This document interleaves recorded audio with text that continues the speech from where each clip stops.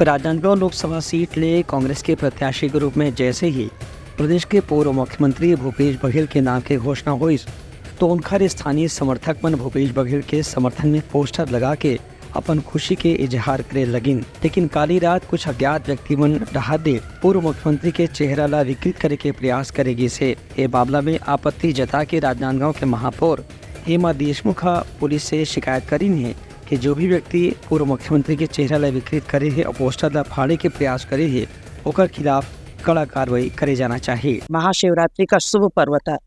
ऐसे पर्व में हमारे पूर्व मुख्यमंत्री भूपेश बघेल जी का पोस्टर शुभकामनाएं देने के लिए लगे हुए थे।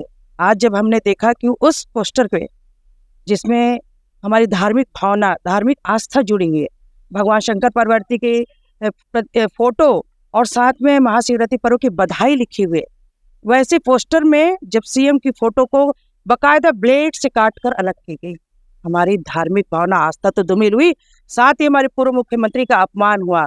लगता है कि राजनीतिक द्वेष से किया गया है, धार्मिक भावनाओं को चोट करने के लिए किया गया है।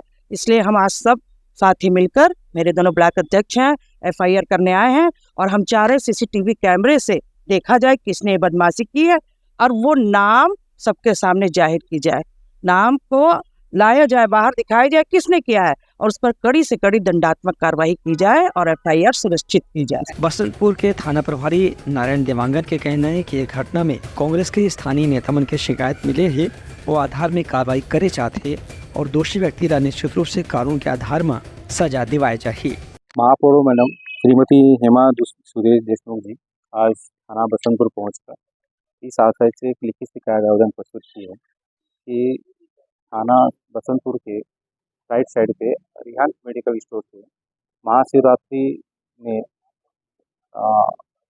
लगा हुआ पोस्टर जिसमें माननीय पूर्व मुख्यमंत्री भूपेश बघेल की फोटो और गिरीश देवांगन जी पूर्व विधानसभा प्रत्याशी थे राजनांदगांव के, उनकी फोटो थी। किसी अज्ञात व्यक्ति द्वारा पूर्व मुख्यमंत्री श्री भूपेश बघेल के चेहरे को काट कर उनकी चेहरा विकृत किया गया है। इस संबंध में एफआईआर दर्ज, प्रथम सूचना पत्र दर्ज करने के लिए कांग्रेस की पदाधिकारी एवं महापौर मैडम यहाँ उपस्थित हुई है। आवेदन का अवलोकन किया गया है।